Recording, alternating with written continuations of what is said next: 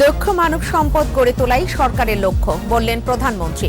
$5 billion digital device রপ্তানির আশাবাদ। Canada দুবাইয়ে ঢুকতে না পেরে দেশে ফেলেন মুরাদ। ঢাকা সহ বিভিন্ন জেলার আদালতে মামলা। রাজনৈতিক উদ্দেশ্যে মার্কিন নিষেধাজ্ঞা, বলছেন সরকারের মন্ত্রীরা। মানবাধিকার লঙ্ঘনের অভিযোগ প্রত্যাখ্যান র্যাব ডিজি। প্রথমবারের মতো দিয়াবাড়ি থেকে আগারগাঁওয়ে চলল মেট্রো রেল। 2022 সালের বিজয় দিবসে উদ্বোধন। করোনার তৃতীয় ঢেউ মোকাবেলায় সতর্ক থাকার আহ্বান, সবাইকে টিকা নেয়ার তাগিদ।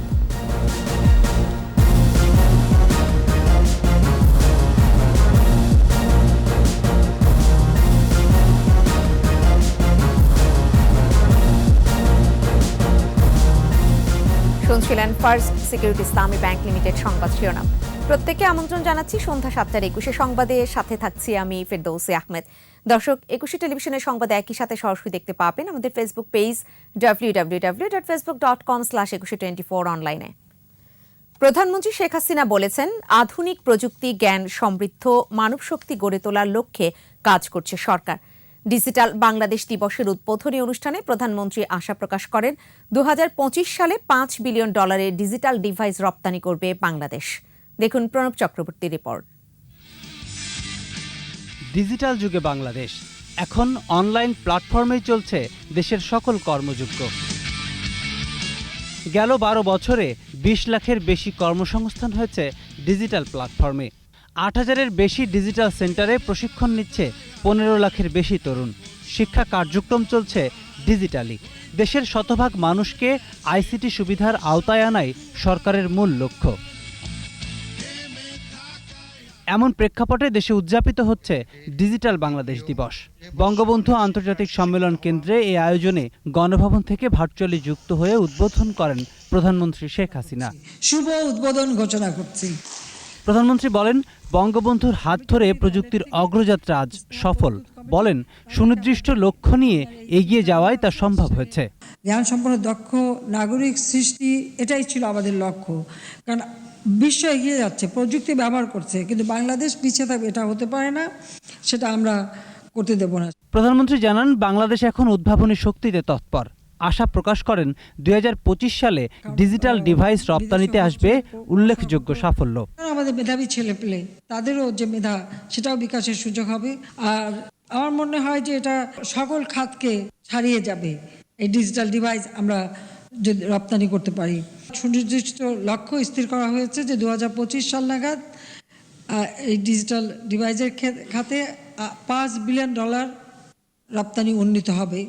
প্রযুক্তি নির্ভর বাংলাদেশ গড়ে তুলতে তরুণদের আরো দক্ষ করে গড়ে তোলার আহ্বান জানান প্রধানমন্ত্রী।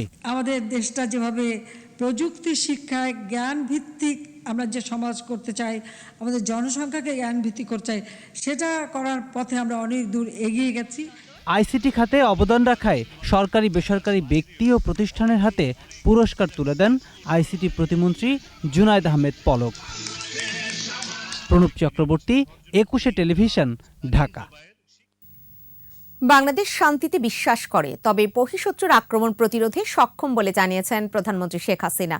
বাংলাদেশ মিলিটারি একাডেমির 81তম ব্যাচের রাষ্ট্রপতি প্যারেডে গণভবন থেকে ভার্চুয়ালি যুক্ত হয়ে সেনাবাহিনীর নবীন কর্মকর্তাদের প্যারেড পরিদর্শন করেন প্রধানমন্ত্রী। বক্তৃতায় নবীনদের স্বাধীনতার চেতনা সমুন্নত রেখে দেশের কাজে আত্মনিয়োগের আহ্বান জানান প্রধানমন্ত্রী। বলেন, আগের চেয়ে বাংলাদেশ এখন আধুনিক সমরাস্ত্রে সজ্জিত, তাই বহিঃশত্রুর আক্রমণ প্রতিরোধে সক্ষম বলেও মন্তব্য করেন প্রধানমন্ত্রী। আমাদের সশস্ত্র বাহিনী সবসময় যে কোনো দুর্যোগ দুঃসময়ে বিপন্ন মানুষের পাশে দাঁড়ায়। আমাদের একটা কথা সবসময় মনে রাখতে হবে, লাখো শহীদের রক্তের বিনিময়ে অর্জিত এই স্বাধীনতা, কাজে এই স্বাধীনতার চেতনাকে সবসময় সমুন্নত রাখতে হবে। আমরা শান্তিতে বিশ্বাস করি। জাতির পিতা আমাদের যে পররাষ্ট্র নীতি দিয়েছেন, সকলের সাথে বন্ধুত্ব, কারোর সাথে বৈরিতা নয়, আমরা সেই পররাষ্ট্র নীতিতেই বিশ্বাস করি। কিন্তু কখনো যদি আমরা কোনো বহিঃশত্রু দ্বারা আক্রান্ত হই, দেশের স্বাধীনতা সার্বভৌমত্ব রক্ষার সক্ষমতাও আমরা ইতিমধ্যে অর্জন করেছি। মঞ্চিত দলের পথ হারিয়ে সমালোচনার মুখে থাকা ডাক্তার মুরাদ হাসানকে শেষ পর্যন্ত দেশেই ফিরতে হলো। কানাডা ও দুবাই ঢুকতে না পেরে বিকেলে দেশে ফেরেন তিনি। এর আগে গেল 10 ডিসেম্বর কানাডা এবং পরদিন দুবাইয়ে ঢোকার চেষ্টা করেও ব্যর্থ হন হাসান। এদিকে দেশের বিভিন্ন আদালতে মুরাদ হাসানের বিরুদ্ধে তথ্য প্রযুক্তি আইনে মামলার আবেদন করা হয়েছে। জসিম জুয়েলের রিপোর্ট। নানা নাটকীয়তার পর সন্ধ্যায় দেশে ফিরেছেন মন্ত্রিত্ব হারানো ডাক্তার মুরাদ হাসান। মুরাদ হাসান দেশে ফিরতে পারেন এ খবরে সকাল থেকেই বিমানবন্দরে ভিড় করেন গণমাধ্যম কর্মীরা। এর আগে শনিবারই খবর রটে রোববার সকাল 8:20-এর এমিরেটস এয়ারলাইন্সের একটি ফ্লাইটে দেশে ফিরছেন মুরাদ। তবে সে ফ্লাইটে তিনি আসেননি। পরে বিকাল 4:55 এমিরেটস এয়ারলাইন্সের আরেকটি ফ্লাইটে শাহজালাল বিমানবন্দরে নামেন মুরাদ হাসান। অশালীন কথাবার্তায় সমালোচিত মুরাদ গত 7 ডিসেম্বর প্রতিমন্ত্রীর পদ ছাড়েন। এরপর আর জনসম্মুখে দেখা যায়নি তাকে। চুপিসারে 9 ডিসেম্বর রাতে কানাডার উদ্দেশ্যে রওনা হন, কিন্তু কানাডায় ঢুকতে না দিয়ে অন্য একটি ফ্লাইটে তাকে তুলে দেয় ইমিগ্রেশন কর্মকর্তারা। পরে দুবাই ঢোকার চেষ্টা করেও ব্যর্থ হন। এদিকে ঢাকা, চট্টগ্রাম, খুলনা সহ দেশের বিভিন্ন জেলায় ডক্টর মুরাদ হাসানের বিরুদ্ধে মামলার আবেদন করা হয়েছে। খালেদা জিয়ার নাতনি জাইমা রহমানকে নিয়ে অশালীন মন্তব্য করায় ডিজিটাল নিরাপত্তা আইনে এসব মামলার আবেদন করা হয়। মুরাদ হাসানের বিরুদ্ধে ঢাকার সাইবার ট্রাইব্যুনাল আদালতেও মামলার আবেদন করা হয়েছে।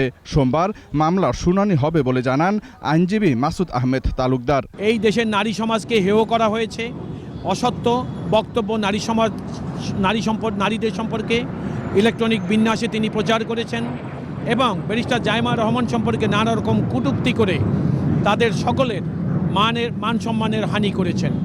চট্টগ্রামেও সাইবার ট্রাইব্যুনাল আদালতে মামলার আবেদন করা হয়। অপর আসামি মহিউদ্দিন হেলাল নাহিদ।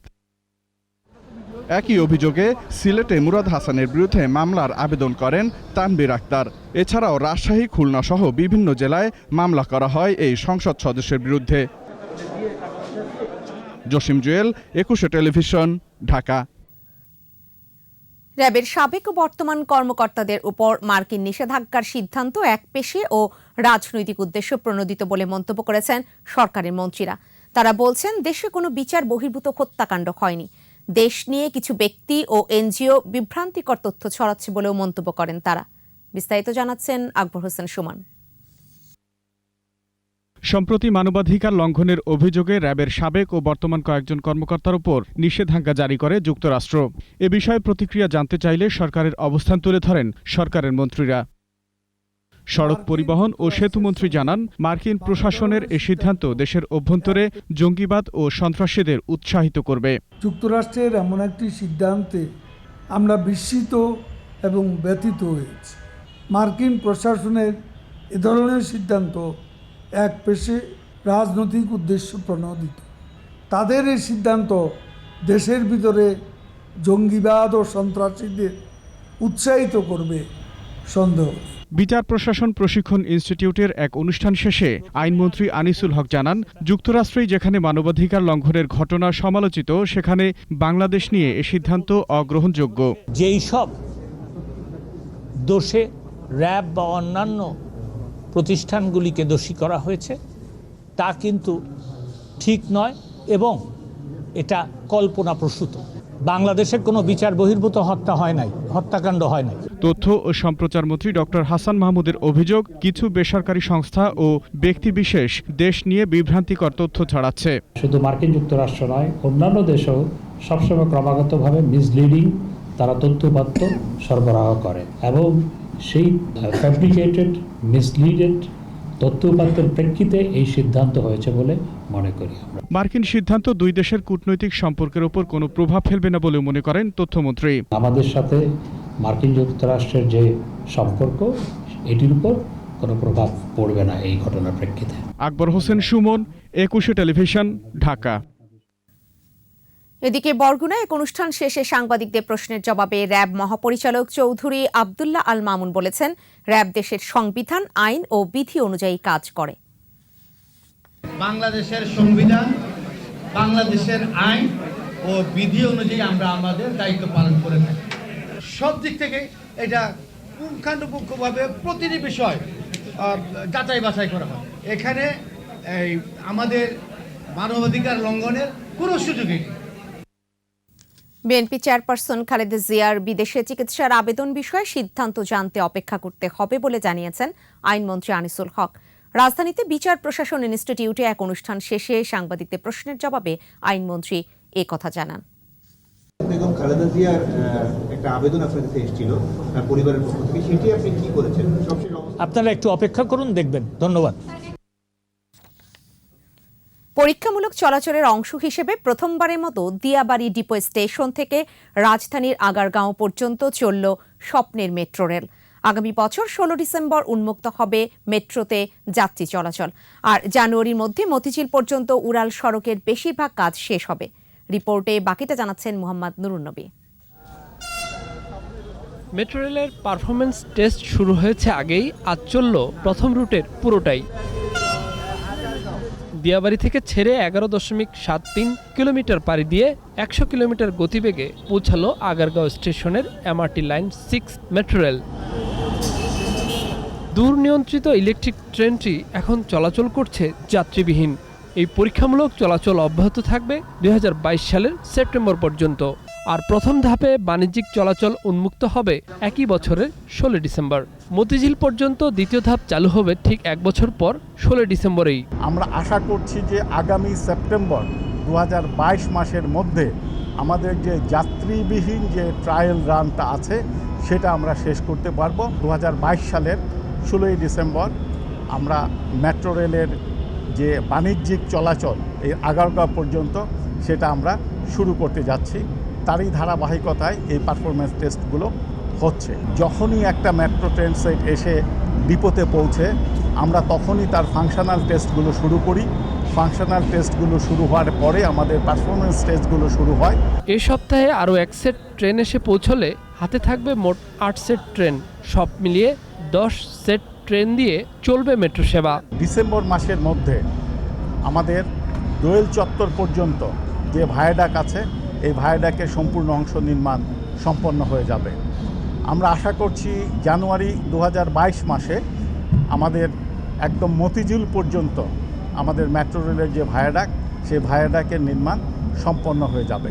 ট্র্যাক বসানো ইলেকট্রিকের কাজগুলোর পর এখন গুরুত্ব পাচ্ছে মেট্রোর স্টেশন নির্মাণ এবং অন্যান্য আনুষঙ্গিক স্থাপনা তৈরির কাজ।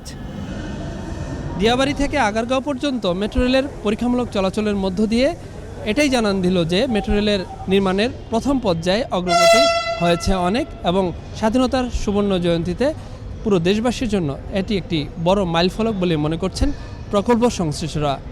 মোহাম্মদ নুরুন নবী, 21 টেলিভিশন, আগারগাঁও, ঢাকা। করোনার তৃতীয় ঢেউ প্রতিরোধে সবাইকে সতর্ক থেকে স্বাস্থ্যবিধি মেনে চলার আহ্বান জানিয়েছেন স্বাস্থ্যমন্ত্রী জাহিদ মালেক। ঢাকা মেডিকেল কলেজ হাসপাতালে তরল অক্সিজেন প্ল্যান্টের উদ্বোধনী অনুষ্ঠানে মন্ত্রী জানান, বাংলাদেশে আক্রান্ত 2 জন থেকে ওমিক্রন এখনও ছড়ায়নি। ভারতের সহায়তায় বসানো এই প্ল্যান্টের উদ্বোধন উপলক্ষে অনুষ্ঠানে অন্যদের মধ্যে উপস্থিত ছিলেন হাই কমিশনার বিক্রম কুমার দোরাইস্বামী। এ সময় সরকারের হাতে 4 কোটিরও বেশি ভ্যাকসিন আছে জানিয়ে সবাইকে দ্রুত টিকা গ্রহণের তাগিদ দেন স্বাস্থ্যমন্ত্রী। দেশে 2 জন খেলোয়াড়ের যে ওমিক্রন ভাইরাস পাওয়া গেছে তারা ভালো আছে, কারোর শরীরে গিয়েছে বা কেউ আক্রান্ত হয়েছে সেই খবর আমাদের কাছে এখনও নাই। ওমিক্রনটি যতখানি আতঙ্ক সৃষ্টি করেছিল, WHO বলেছে যে অতখানি আতঙ্ক আমাদের করার প্রয়োজন নাই, আমাদেরকে খুবই সজাগ থাকতে হবে। বিরতি, যখন ফিরছি তখন থাকবে। জাতির প্রত্যাশা পূরণে কাজ করবে ঢাকা বিশ্ববিদ্যালয়। স্বাধীনতার সুবর্ণ জয়ন্তীতে বিজয় র্যালি। ইভ্যালির হয়ে অর্থ আত্মসাতের মামলা, মিথিলার পর আগাম জামিন চাইলেন শবনম ফারিয়া। দেখছেন সন্ধ্যা 7টার 21 সংবাদ। সামনের দিনগুলোতে মৌলিক গবেষণা বৃদ্ধি ও জাতির প্রত্যাশা পূরণে কাজ করবে ঢাকা বিশ্ববিদ্যালয়।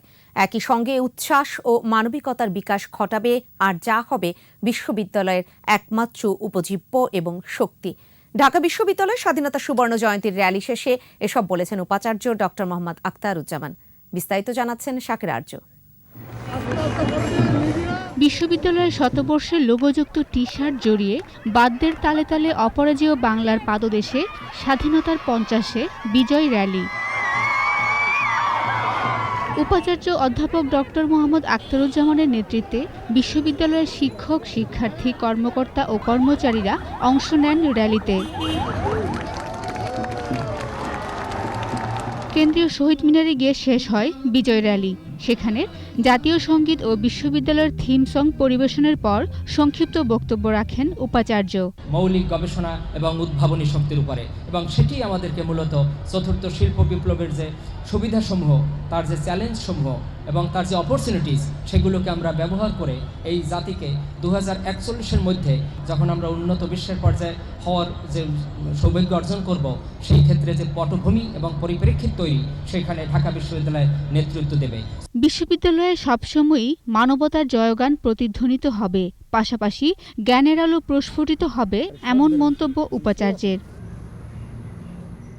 শাকেরা আরজু, একুশে টেলিভিশন, ঢাকা। ই কমার্স প্রতিষ্ঠান ইভ্যালির হয়ে অর্থ আত্মসাতের অভিযোগে দায়ের করা মামলায় আগাম জামিন চেয়ে আবেদন করেছেন অভিনেত্রী শবনম ফারিয়া। এর আগে একই অভিযোগে দায়ের করা মামলায় আগাম জামিন চেয়ে আবেদন করেন অভিনেত্রী মিথিলা। গেল 4 ডিসেম্বর ইভ্যালির হয়ে অর্থ আত্মসাতের অভিযোগে তাদের বিরুদ্ধে সাদ স্যাম রহমান নামে এক গ্রাহক রাজধানীর ধানমন্ডি থানায় মামলাটি দায়ের করেন। ইভ্যালির এমডি মোহাম্মদ রাসেল, চেয়ারম্যান শামিমা নাসরিন, শুভেচ্ছা দূত তাহসান খান ও রাফিয়াত রশিদ মিথিলা এবং জনসংযোগ কর্মকর্তা শবনম ফারিয়া সহ 9 জনকে মামলায় আসামি করা হয়। আবারও ডিজিটাল বাংলাদেশ দিবস প্রসঙ্গ। 1 দশকে তথ্য প্রযুক্তি খাতে বাংলাদেশে ঘটে গেছে নীরব বিপ্লব। প্রধানমন্ত্রী শেখ হাসিনার হাত ধরে দেশ যখন উন্নয়নের মহাসড়ক পেরোচ্ছে, ঠিক তখনই ডিজিটাল বাংলাদেশ দিবস উদযাপন করা হলো র্যালি, আলোচনা সভা ও সাংস্কৃতিক আয়োজনে। ব্যক্তি উদ্যোগ, সংগঠন ও প্রাতিষ্ঠানিক উদ্যোক্তাদের তথ্য প্রযুক্তি ক্ষেত্রে অবদানের জন্য পুরস্কৃত করা হয় এই দিনে। দেখুন মানিক শিকদারের রিপোর্ট।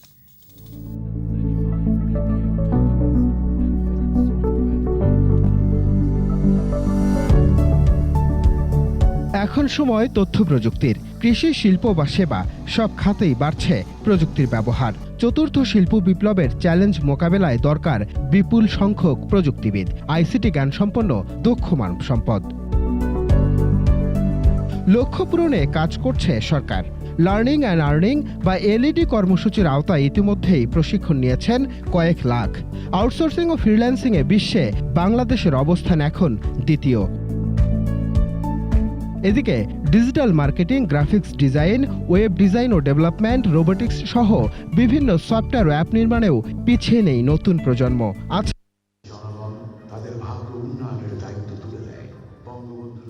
দিনবদলের সনদ রূপকল্প 2021-এর মূল উপজীব্য হিসাবে ডিজিটাল বাংলাদেশের ঘোষণা আসে 2008 সালের 12 ডিসেম্বর আওয়ামী লীগের নির্বাচনী ইশতেহারে। এক যুগেই কৃষি, শিক্ষা, স্বাস্থ্য, অর্থনীতি সহ সব ক্ষেত্রেই ঘটে গেছে বিপ্লব।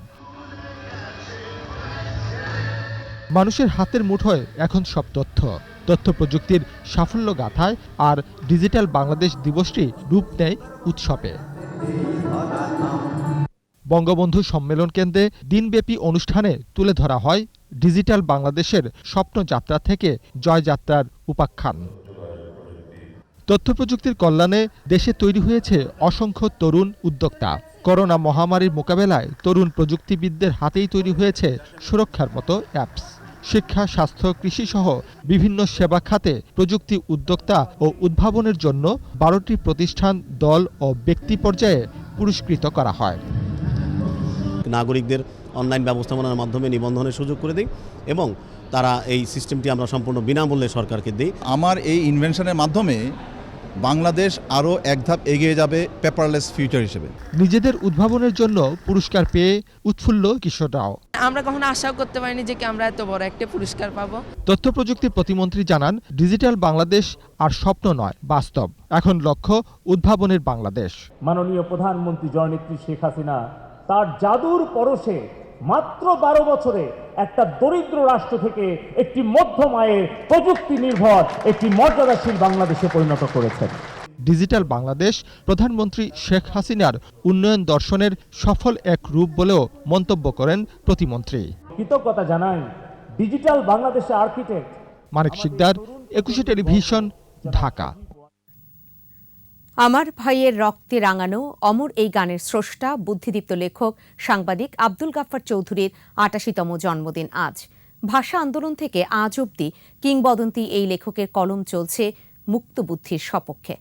কর্মযোগী জন্মদিনে তার জীবন কর্ম তুলে ধরেছেন আদিত্য মামুন। বাংলা ভাষা এবং মুক্তিযুদ্ধ এসবের সাথে যার নাম জড়িয়ে আছে তিনি ইতিহাসের কিংবদন্তি কলমযোদ্ধা আব্দুল গাফফার চৌধুরী। কলমের কালি দিয়ে সংবাদপত্রের মাঠে মুক্ত ফলিয়েছেন সাংবাদিক গাফফার চৌধুরী। মুক্ত বুদ্ধির এই লেখক বছর জুড়ে সরব থেকেছেন এদেশের অভ্যুদয়ে ইতিহাসের নানা মোহনায়। ১৯৫০ সালে সাংবাদিকতা দিয়ে কর্মজীবন শুরু। মায়ের ভাষাকে রাষ্ট্রভাষা করার দাবিতে রাজপথে দামাল ছেলেদের রক্ত ঝরলে তরুণ গাফফার চৌধুরী আহত হন। লেখেন ভাষা আন্দোলনের অমর গান আমার ভাইয়ের রক্তে রাঙানো ২১শে ফেব্রুয়ারি। তার গানে ভয়ে কাঁপে পাকিস্তানি দখলদার। অতঃপর বিভিন্ন পত্রিকা সম্পাদনায় যুক্ত থেকে স্বাধিকার আন্দোলনের পক্ষে সব্যসাচীর ভূমিকায় অবতীর্ণ হন আব্দুল গাফফার চৌধুরী। সেই সময়ের ইত্তেফাক থেকে শুরু করে দৈনিক সংবাদ সব পত্রিকারই পাতায় পাতায় লিখেছেন মুক্তির বার্তা। যুদ্ধ শুরু হলে চলে যান কলকাতায়, আবারও পত্রিকায় কাজ শুরু করেন। স্বাধীনতার পর ছিলেন বঙ্গবন্ধুর সহচর। জাতির পিতাকে হত্যার পর লিখেছেন কুচক্রীদের বিরুদ্ধে। লন্ডনে বসবাস করলেও বিশ্বব্যাপী প্রগতিশীল সকল আন্দোলনে এখনো সরব।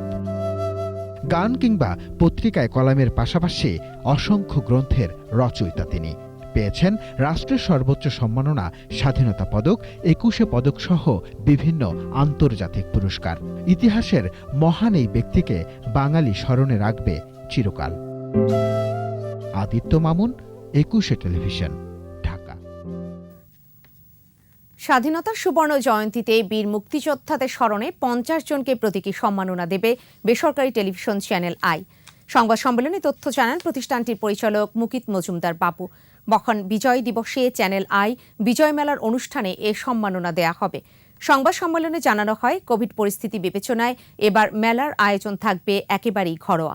তবে আয়োজনকে প্রাণবন্ত করতে স্বাধীন বাংলা বেতার কেন্দ্রের শিল্পী কলাকুশলীরা উপস্থিত থাকবেন। তরুণ প্রজন্মের কাছে মুক্তিযুদ্ধের সঠিক ইতিহাস তুলে ধরতেই এ আয়োজন বলে জানান মুকিত মজুমদার বাবু।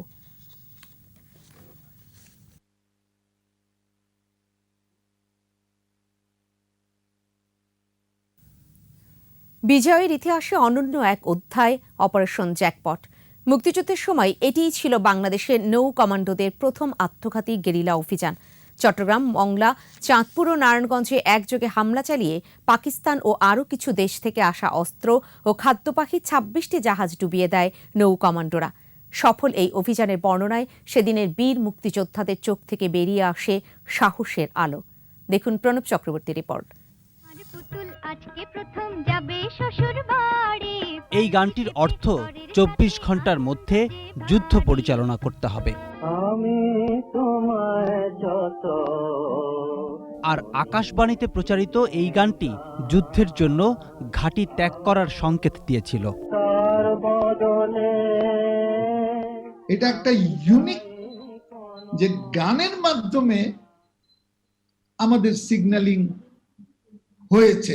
গান শোনার উপরে নির্ভর করে কোন তারিখে আমি গান শুনবো। ১১ তারিখ আমরা ঢুকলাম হরিণা দিয়ে বাংলাদেশের ভিতরে, এই হাঁটা শুরু হলো ৩০ মাইলের উপরে প্রতি রাতে, খালি গায়ে এবং ছেঁড়া লুঙ্গি ছেঁড়া শার্ট। লক্ষ্যবস্তু একসাথে চট্টগ্রাম ও মংলা সমুদ্র বন্দর এবং চাঁদপুর ও নারায়ণগঞ্জ নদী বন্দরে পাকিস্তানি ও বিদেশি কিছু জাহাজ। নৌ কমান্ডোদের আত্মঘাতী অভিযান অপারেশন জ্যাকপটে ধ্বংস হয় পাক বাহিনীর সমরাস্ত্র বোঝাই জাহাজ। ধ্বংস করে দেয়া হয় মার্কিন, জাপান ও সোমালিয়া সহ কয়েক দেশের জাহাজ। ডুব দিয়ে ড্যাগার বের করে সামনে, মাঝখানে এবং পেছনে ৩ জন কমান্ডো স্ক্র্যাচ করে, তারপরে মাইনটা প্যাডের উপরে বাঁধা ছিল গামছা দিয়ে, সেটাকে খুলে লাগিয়ে দেওয়া। ৩৩টা মাইন কিন্তু অলরেডি লাগানো হয়েছে জাহাজের গায়ে, 11টা জাহাজে। আমাদের তো একটাও যদি ডুবে ওটাতেই যথেষ্ট হবে। 16 আগস্ট প্রথম প্রহরে সফল এই অভিযান চালালেও এর পরিকল্পনা শুরু মে মাসে। ফ্রান্স, স্পেন, রোম, জেনেভা হয়ে ভারতে পালিয়ে আসে নৌবাহিনীতে কর্মরত 8 বাঙালি। তাদেরকে নিয়ে গঠিত হয় নৌ কমান্ডো দল। পরে তাদের সহ 300 জনকে বাছাই করে 71-এর মে মাস থেকে ভারতীয় নৌবাহিনীর সহায়তায় ভাগীরথী নদীতে প্রশিক্ষণ দেয়া হয়। পরবর্তীতে আমরা জেনেছি ওই রাতেই 33টা মাইন চিটাগং শহরে যখন একসাথে বাস্ট হয়, অনেকে খাট থেকে পড়ে গিয়েছে। পৃথিবীর ইতিহাসে ইউনিফর্মে কেউ সারেন্ডার করে না, এই বাঙালির কাছে পাকিস্তানিরা সারেন্ডার করেছে। যুদ্ধ দিনের সাহসী সব অভিযানের পথ বেয়ে আসে কাঙ্ক্ষিত বিজয়। প্রণব চক্রবর্তী, 21 টেলিভিশন, ঢাকা। বিজয়ের মাসে বিশেষ আয়োজন জনযুদ্ধের মুক্তিযোদ্ধা।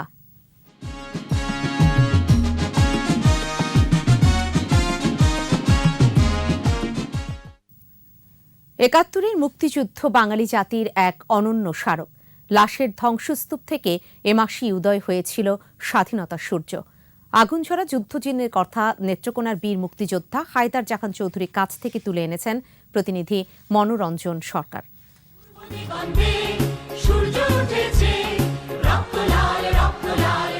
পয়লা মার্চ 71-এ যখন পাকিস্তানের প্রেসিডেন্ট সামরিক শাসক ইয়াহিয়া খান ঘোষণা দিলেন যে ঢাকায় অধিবেশন হচ্ছে না, বন্ধ অনির্দিষ্টকালের জন্য, তখনই আমরা বিশ্ববিদ্যালয়ের আগ্নেয়গিরির মতো জ্বলে উঠেছি। আমি নেত্রকোনা পয়লা মার্চ যে মিছিলটা আমি নেতৃত্ব দিয়েছিলাম, রাজপথে বিভিন্ন শিক্ষা প্রতিষ্ঠানে পুরনো পাকিস্তানের পতাকা নামিয়ে এনে আগুন দিয়ে পুড়িয়ে দিয়েছে। এমনকি সরকারি পতাকা যেটা ফৌজদারিতে উঠতেছিল সেই পতাকাও নামিয়ে এনে আগুন দিয়ে পুড়িয়ে দিয়ে আমরা স্বাধীনতার আন্দোলন শুরু করি। 7ই মার্চ বঙ্গবন্ধু ভাষণ শোনার পরে আমরাও মানসিকভাবে প্রস্তুতি নিয়ে নিই, আমাদেরকে সশস্ত্র মুক্তিযুদ্ধের মাধ্যমে এই দেশকে স্বাধীন করতে হবে।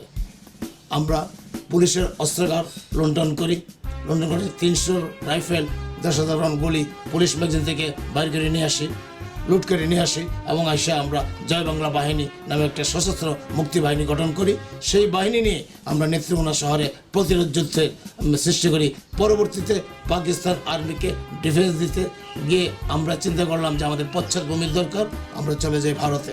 সশস্ত্র অবস্থায় আমরা ভারতে চলে গিয়ে সেখানে গিয়ে আমরা প্রশিক্ষণ নিয়ে আরও প্রস্তুতি নিয়ে এসে বাংলাদেশে দখলকারী পাকিস্তানি সেনাবাহিনীর বিরুদ্ধে সশস্ত্র যুদ্ধে অবতীর্ণ হয়। বিভিন্ন রণাঙ্গনে আমরা যুদ্ধ করেছি এবং আমাদের সাথে অনেক ক্ষেত্রে তারা জীবন দিয়েছে, মরেছে এবং তারা যে রাজাকার আলবদ সৃষ্টি করেছিল তাদেরকে আমরা জীবন্ত ধরে নিয়ে এসেছি যুদ্ধের মাঠ থেকে। ময়মনসিংহ থেকে একদল পাক হানাদার বাহিনী এসে পড়েছিল আমাদের ক্যাম্পের পাশাপাশি, তখন আমরা প্রতিরোধ গড়ে তুলি এবং সারা রাত্র বলা তাদের সঙ্গে আমাদের যুদ্ধ হয়েছিল।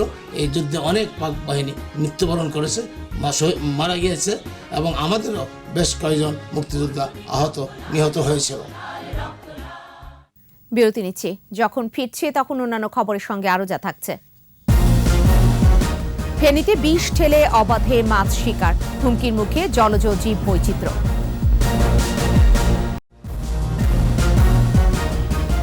দেখছেন সন্ধ্যা 7টার 21 সংবাদ। ফেনীর নদ নদী সহ খালগুলোতে বিষ ঠেলে অবাধে শিকার করা হচ্ছে বিভিন্ন প্রজাতির মাছ। বিষক্রিয়ায় মাছের সাথে মরছে অন্যান্য জলজ প্রাণীও। এতে স্থানীয়দের স্বাস্থ্য ঝুঁকির পাশাপাশি মারাত্মক হুমকির মুখে জীববৈচিত্র্য। ফেনী প্রতিনিধি নজরুল ইসলাম রঞ্জু রিপোর্ট, জানাচ্ছেন সমর ইসলাম। বিষক্রিয়ায় এভাবে মরে ভেসে উঠেছে মাছ। সে মাছ আহরণ করে তা বাজারে বিক্রি করছে একটি চক্র। এই দৃশ্য কালিদাস পাহালিয়া, মুহুরী ও ফেনী নদীর। স্থানীয়রা জানায়, মাছ ধরতে নদী ও খালগুলোতে রাতের আধারে বিষ প্রয়োগ করা হয়। কোথাও আবার নদী বা খালে ঘের তৈরি করে বিষ ঢেলে মাছ শিকার করা হচ্ছে।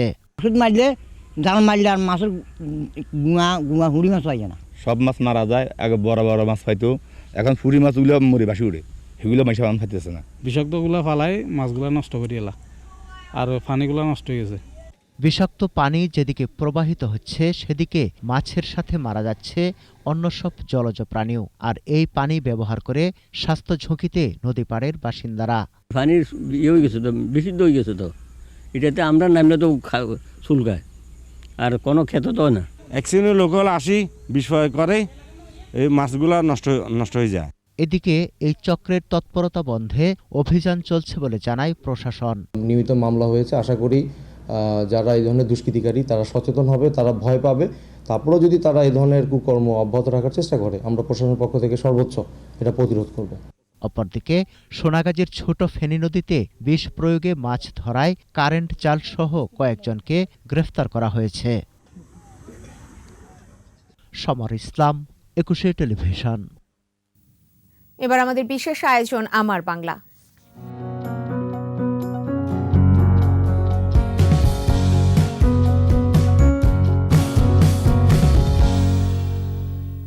রাজানগরের চাকমা রাজবাড়ি ইতিহাসের সাক্ষী হয়ে এখনো দাঁড়িয়ে আছে ইট সুরকির সেই অট্টালিকা। সপ্তদশ শতাব্দীতে রাঙ্গুনিয়ায় যখন চাকমাদের রাজধানী ছিল, সেই সময়ে রাজানগরে নির্মিত হয় রাজপ্রাসাদটি। কালের বিবর্তনে চাকমা রাজাদের অপূর্ব কৃতি বিলুপ্তির পথে। রাঙামাটি প্রতিনিধি সত্রং চাকমা রিপোর্ট জানাচ্ছেন মাসুম আলিসা।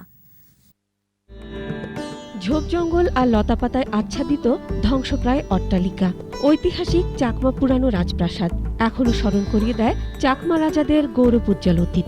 চট্টগ্রামের দক্ষিণ রাঙ্গুনিয়া রাজানগরে প্রায় 200 বছরের পুরনো রাজবাড়িতে রয়েছে প্রাসাদ, বিখ্যাত সাগর দিঘি, পৌরাণিক দালান, বৌদ্ধ মন্দির সহ অনেক ঐতিহাসিক নিদর্শন। চাকমা রাজাদের ইতিহাস থেকে জানা যায়, সপ্তদশ শতাব্দীতে রাঙ্গুনিয়ার রাজানগরে চাকমা রাজ্যের রাজধানী ছিল। তৎকালীন চাকমা রাজা জানবক্স খাঁ এই রাজবাড়ি নির্মাণ করেন। এ অঞ্চলে চাকমা রাজাদের রাজত্ব শুরু হয় 1757 সালে। রাজা সুখদেব রায়, শের দৌলত খাঁ, জানবক্স খাঁ, টব্বর খাঁ, জব্বর খাঁ, রানী কালিন্দী, হরিশচন্দ্র রায়, ধরমবক্স খাঁ রাঙ্গুনিয়া এলাকায় রাজত্ব করেছেন। রাজবাড়িটি তাদের ইতিহাস ঐতিহ্যের সাক্ষী। 1874 সালে চাকমা রাজা হরিশচন্দ্র রাঙ্গুনিয়া অঞ্চল থেকে রাজধানী রাঙামাটিতে সরিয়ে নেন। কিন্তু কাপ্তাই বাঁধের কারণে সেই প্রাসাদে পানি উঠে যায়। পরে রাঙামাটি শহরের রাজদ্বীপ এলাকায় নির্মাণ করা হয় নতুন রাজপ্রাসাদ। তবে 2010 সালে এক ভয়াবহ অগ্নিকাণ্ডে সর্বশেষ চাকমা রাজবাড়িটিও ধ্বংসস্তূপে পরিণত হয়। রাজা হরিশচন্দ্র সাইকেল ঘোষণা করার পর উনি এখান থেকে রাজপ্রাসাদ হস্তান্তর হয়ে আপনার রাঙামাটিতে চলে যান। তখন থেকে আপনার রাজবাড়িতে ওনারা রাজকার্যভার পরিচালনা করছেন। একটা বাজার আছে, এটা রাজার নামে রাজারহাট, আর আমাদের পাশে একটা বাজার আছে, এটা রানীর নামে রানীহাট নামে। সড়কটার নামও রানীহাট, যেটা সড়ক, এটা খালিন্দা রানী সড়ক নামে নামকরণ এখনো আছে। শুধু এই বিদ্যালয় না, প্রাথমিক বিদ্যালয়, কেজি স্কুল, বাজার, মসজিদ, মন্দির যতগুলো আছে সবগুলোর জায়গা জমি দান করেছেন কিন্তু এই রাজ পরিবারের লোকজন। চাকমা রাজার পুরনো রাজপ্রাসাদটি একটি ঐতিহাসিক স্থাপনা, তাই সংস্কার ও সংরক্ষণের দাবি স্থানীয়দের। মাসুম আলিসা, 21 টেলিভিশন। এবার সোশ্যাল ইসলামী ব্যাংক লিমিটেড বাণিজ্য সংবাদ।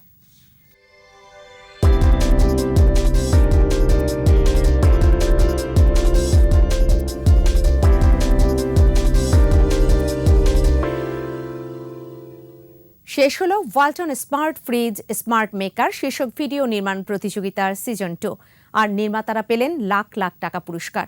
রাজধানীতে ওয়ালটনের কর্পোরেট অফিসে প্রতিযোগিতার গ্র্যান্ড ফিনালে অনুষ্ঠিত হয়। দ্বিতীয় রাউন্ডে 10 নির্মাতার তৈরি ভিডিওগুলো প্রদর্শন ও পর্যালোচনা শেষে সেরা 3 বিজয়ী নির্বাচন ও পুরস্কৃত করা হয়।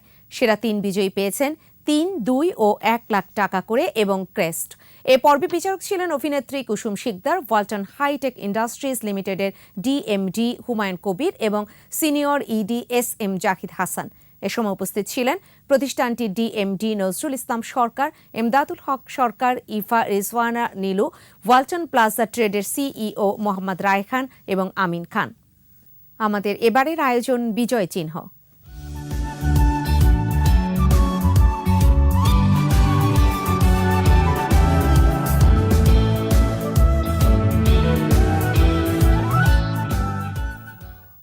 বাংলাদেশ বিনির্মাণের সাথে যাদের নাম সোনার অক্ষরে লেখা আছে তাদের একজন ডাক্তার ফজলে রাব্বি।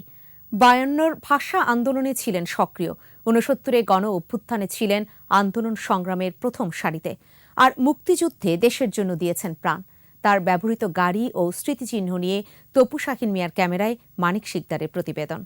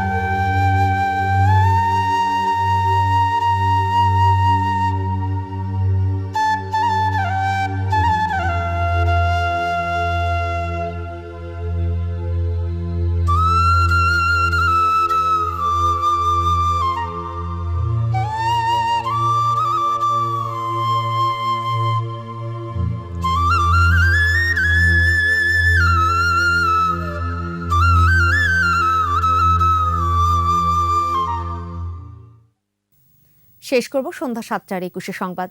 যাবার আগে ফার্স্ট সিকিউরিটি ইসলামী ব্যাংক লিমিটেড সংবাদ শিরোনামগুলো জানিয়ে দিতে চাই আরও একবার। দক্ষ মানব সম্পদ গড়ে তোলাই সরকারের লক্ষ্য, বললেন প্রধানমন্ত্রী। $5 বিলিয়ন ডিজিটাল ডিভাইস রপ্তানির আশাবাদ। কানাডা দুবাইয়ে ঢুকতে না পেরে দেশে ফিরলেন মুরাদ। ঢাকা সহ বিভিন্ন জেলার আদালতে মামলা। রাজনৈতিক উদ্দেশ্যে মার্কিন নিষেধাজ্ঞা, বলছেন সরকারের মন্ত্রীরা। মানবাধিকার লঙ্ঘনের অভিযোগ প্রত্যাখ্যান র্যাব ডিজি। প্রথমবারের মতো দিয়াবাড়ি থেকে আগারগাঁও চলল মেট্রো রেল। 2022 সালের বিজয় দিবসে উদ্বোধন। করোনার তৃতীয় ঢেউ মোকাবেলায় সতর্ক থাকার আহ্বান, সবাইকে টিকা নেয়ার তাগিদ।